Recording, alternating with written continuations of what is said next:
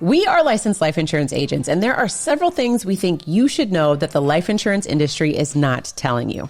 My name is Carmen. And I'm Darius. And 50% of Americans don't have life insurance. And one of the biggest reasons is they don't understand the product. So by the end of this video, we're going to give you 5 tips to help you better understand life insurance. But before we do, make sure you subscribe to this channel and hit the notification bell to be notified every time we post new videos. Now, lucky for you all, like I said, we are agents, but we also were not agents for a good part of our lifetime. So what we're going to do is we're going to take a personal and professional approach to these tips so that you can see the contrast between the two. Mm-hmm. So going first with what Darius just alluded, which is just the confusion in the industry. So from a personal approach, I want to address that confusion because I also felt confused. One, because I didn't personally understand my needs, financial needs, especially thinking about life insurance. So if I didn't understand my financial needs, it would have been hard for me to then understand how I was going to replace my income if I didn't even understand what my financial needs were in the first place. Mm-hmm. What do you think about that? No, I absolutely agree with you. The part for me that was confusing, well, it wasn't confusing at all. I just knew I needed insurance, so I just got it, and I didn't even think about it. Mm-hmm. I didn't process.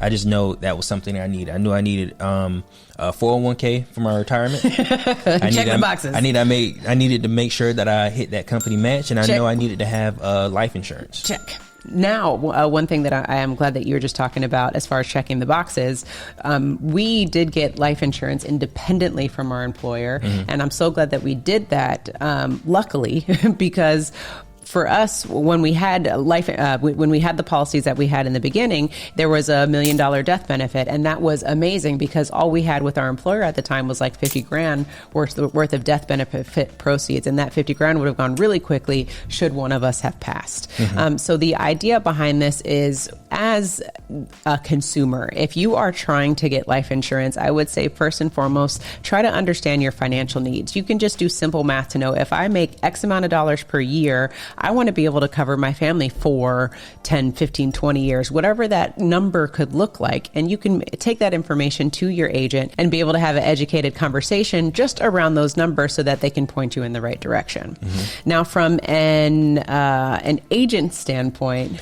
what would you talk about the confusion? I would say the confusion is exactly what they need. People have a hard time trying to tell you what they need when they don't know it. Yeah. And that makes it hard for us because if you don't know, then it makes it hard for us to recommend something. Yeah, because you some people, they give us some information, but not all the information. And then something comes up and we be like, and they come to us like, why didn't you tell me? Well, you only told me a piece of the information. I created something for you based on the information you told me. Yeah, and that's a good point. Sometimes some of y'all out there, I'm not talking about you, I'm talking about the person behind you, y'all withhold information and it makes it difficult for us to help you if you're withholding information because we don't have the full picture. Mm-hmm. Going to that. So I would definitely say that can also lead to the confusion. And then also, I think that this kind of segues into the second point, which is about the agents and the products getting the bad rap. I would say from a personal standpoint, between the agents and products getting the bad rap, I think it was always like what I always heard was your agent is probably going to screw you or they're going to make a ton of money off of you and you don't want to work with that person because you got to work over here. And then I just felt like there was this war between like term insurance policyholders and whole life insurance policyholders, and you couldn't talk to your neighbor about what you had because you're an idiot depending on what policy that you had. I felt like there was just so much animosity around what product I chose from a life insurance product. I don't know if you thought that. Well, no, I didn't think that, but I think it's just what you're subscribed to. I know for us, the reason why we got term is because it was recommended to us from our experience with Financial Peace University. Yeah. And then as our income increased and our network increased and all the other people around us had whole life insurance and had whole life insurance from their grandparents that bought it for them. Yeah, we're like, wait, what was that? Wait a minute. This is a little different. I thought whole life was a ripoff, Dave Ramsey. So anyways, the idea then becomes that confusion trickles down, which can then make you a little bit anxious with the conversation that you have with your agent and then deciding what product that you need to get. But again, it just comes back to your education and understanding your needs. Mm-hmm. So from an agent standpoint, let's address those needs, right? So what we considered, we had this conversation before, which is that there's two pure life insurance products. And when we say pure, we mean like just strictly income replacement. And those two we consider to be term insurance or whole life insurance. And the idea between those is that regardless of what the economy is doing or what you are doing, as long as you are paying your premium, your income is going to be replaced should something happen to you. There are other products that we're not even going to talk about because we don't even sell those products because they're not the purest form of life insurance. And for us, we're in the life insurance industry. We're not in the gamble with your life insurance industry. Right. Well, I agree. And another thing to take in consideration when looking for an agent is making sure you vibe with that agent, because that's your agent for the rest of your life. That company that you work with, that you get your insurance policy with, that's the company that you're going to have the rest of your life. And that's also commission comes up. When they say we're selling you, agent is selling you a product because they want to get commission. Regardless of what product they sell you, there's going to be a commission made. What you have to understand is this product the right thing for you and your family? Does it make sense? Whenever you sign on the dotted line and you pay your premium, does it make sense for you and what you're personally trying to accomplish for your family? Yeah, so let's jump into that. So when we talk about term versus whole life, there doesn't have to be any animosity. It just has to match with what you need. Term life insurance is for a specific term or a period of time. That's what term means. So you can buy life insurance that will replace your income should you pass within 10 years, 20 years, 30 years. There's a set time frame. And that means that that contract is going to be a set number of dollars for that specific time frame. What you need to know about term life insurance is it is the least expensive type of insurance that there is out there because you're only being insured for a specific period of time. The other thing that you need to note that is very important that we feel is sometimes overlooked is that when that term is over, your cost of insurance is going to go up significantly because now, let's say it's a 10-year term policy, you are 10 years older.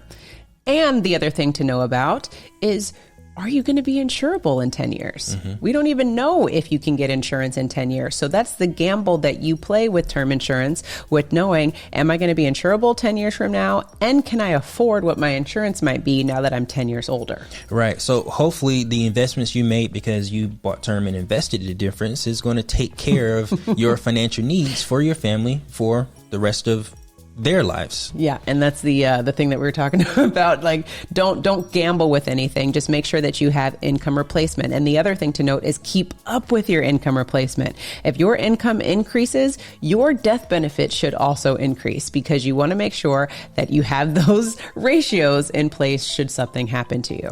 Now, when it comes to death benefit increasing, whole life insurance is one of those products that not only does your premium stay the same, but your death benefit also increases along with your premium payments. Now, segue into whole life insurance, it's a little different from term, but one of the biggest reasons is the fact that it lasts your entire life. So whatever your premium is from the start is going to be your premium for the rest of your life, but you're able to maintain that life insurance policy without any adjustments. And the other thing with that is that as the consumer, right, you don't have to think about, do I need to renew this policy every 10, 20, 15 years, or whatever the case may be. Like Darius said, it's for your entire life. So going back to your financial needs, what do you want? Do you want to keep renewing and potentially have that consequence of not being insurable or not being able to afford your premium? Or do you want to have something that is going to sustain the test of your life so that you can ensure that you have coverage should something happen to you? The other thing that I would say with whole life is why sometimes maybe it's misunderstood is because people compare term and whole life thinking that it's the exact same product when it's not. Just going back on the basis of the fact that whole life is going to be more expensive because it's a policy for your entire life versus term insurance, you have to renew it because your term is going to run out. Now, another thing to know about whole life insurance is that you can also buy something called paid up insurance, which is kind of like a term policy. The only difference is you pay the insurance for whatever the time frame is, 10, 15, 20 years. That insurance is considered paid up at that point, and then you're able to not pay premiums moving forward and still have coverage for the rest of your life. Now, the only thing about that is, again, with that addition, what you also have is a premium that's a little more expensive. And speaking about payments and costs, a lot of things that come up is how the agent is paid. And we can address that because we want to be completely transparent, especially when it comes to whole life. Whole life typically gets a bad rap, and agents who sell whole life is because the consumer is taught to just buy term insurance, because if an agent is going to sell you whole life insurance, they're going to get so much money from you. So that's really a misunderstanding / misconception, I would say, because one, you have to think about this. Let's break this down a little bit. If I sell you a whole life insurance policy, I have to work with you for the rest of your life. Let's just think about that. I have to work with you for the rest of your life. And that's going to be 50 years. That's a long time. And the other thing behind the scenes that you need to know is really I make the most of my commission on the first year. But I have to maintain my relationship with you and my excellent customer service for 50 years. So when you put that into perspective, and I'm just being brutally honest with what happens is so many people are just focused on what the agent is going to make as opposed to how long the agent has to maintain you as a client. Because let's be real, agents are trying to poach you from me, right? Because how many times do you talk about, oh, let me look at your policy because I don't know how so-and-so wrote it, and come over here because I'm going to write you a better one because she don't know what she's talking about. So let's have that conversation, right? And if I just sold you a policy and you move from working with me to working on another agent, now I have to pay my commission back to the insurance policy because it's called a chargeback. So these are all different things that we have to think about. And also as agents, we want to make sure that if we're selling you a policy that you're going to stay on the books, meaning you're going to pay your premiums, because if you don't, again, chargebacks, we have to pay the insurance back anytime you decide, I'm not going to pay my policy. I don't value it anymore. And that's a painful thing that we have to deal with as a part of the industry. Man, you say being honest, and well, we going there. You need to know this information because the next person that says, how much money are you making from me? I'm going to tell you straight up. It is what it is. That's why we hope that those of you who continue to follow Darius and I, we give it to you straight. We shoot it straight, and you need to know this information. That's why we led with this. This is what you should know. Mm-hmm. Now, another thing that happens, and it's kind of like on the same wavelength, is out of all the insurances, whenever there's a financial hardship, one of the first things to go is life insurance. That's one thing that I can't maintain moving forward because I have a financial difficulty or a financial hardship going on in my life. Now, the thing to take into consideration is when you're going through a financial hardship, that's when you're most stressed out. Mm-hmm. And that's when you should have life insurance because we don't know what's going to come of it. Mm-hmm. Yeah, stress is brutal when it comes to your health. And that's why, like, if you think about any of the insurance products that are out there, if you're driving a car, you have to have insurance legally. If you own a home or if you are renting, you have to have insurance legally. In fact, you can't even buy a home or rent or buy a car until you show your proof of insurance. Mm-hmm. But for whatever reason, we don't value life insurance the same way because what is going to happen to that car or that house or that apartment if you don't have the income replacement to ensure that your family can maintain these things when you're gone? Right. And who's to say something's going to happen to that house? So we buy insurance for those things hoping that we don't need it. Mm-hmm. Now, when it comes to life insurance, we're guaranteed to at some point that we're going to pass away. Mm-hmm. So why not have your life insurance in place because you're guaranteed at some point you're going to use it. Yeah. And the other thing is just with life insurance, we have to think about our hard work and our dedication to go out and earn a living as the number one most valuable asset, because you literally, like I said, you can't do anything without the income. You can't eat without your income. And so you want to make sure that you have the right coverage in place to ensure, again, that you can continue to pay it downstream. Mm-hmm. So the other thing that we want to make sure that you may not be aware of is that life insurance, whole life specifically, is the most underrated asset that we feel is out there. And the reason being is because every time you pay your premium, this is another perk or thing that's available to you. Every time you pay your premium, there's something that's called cash value that grows inside your policy. And cash value is just liquid cash that is available inside the policy that you can use at your discretion. And it grows at a compounded rate and it grows tax-free. I don't know if you know this, but there is nothing that can out-earn tax-free compounded interest. And the fact that you can use it at your discretion is an even more amazing perk because you don't have to go ask or beg for the money. It's just simple paperwork and the money is deposited into your account. So that's another reason why you can't compare term insurance to whole life insurance, because there's other products and features that are available to you that term just doesn't offer, which is another reason why it's so much more affordable.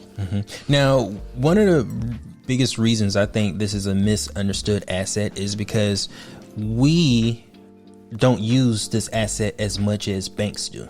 The largest purchasers of whole life insurance isn't a group of people. It's not us Americans. It's our American banks that buy life insurance, whole life insurance, to use it for some of these perks, like the tax-free, tax-free compound interest growth. Yeah, absolutely. So if they're taking advantage of it and they're aware of it, we should be doing the same thing, but we're not, because we don't understand the product. And in addition to being able to leverage the cash value like the banks do, we talk about it all the time on the Wealth Nation channel. So we use it for our personal bills. We use it for vacations. We have a video we can link here where you can see how we use the cash value from our policy to pay for a vacation. You can use the life insurance policy to use as retirement income should you decide to take loans from the policy and use it as retirement income instead of other products.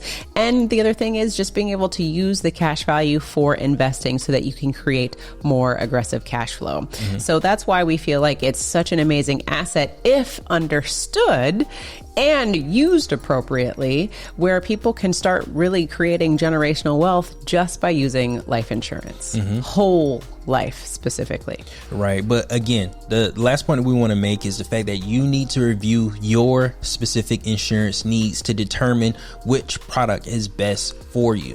When Carmen and I first got married, we told you that we bought term insurance. One of the things we wish we did is we wish we bought our term insurance policy from a reputable company, because we could have bought something called convertible term.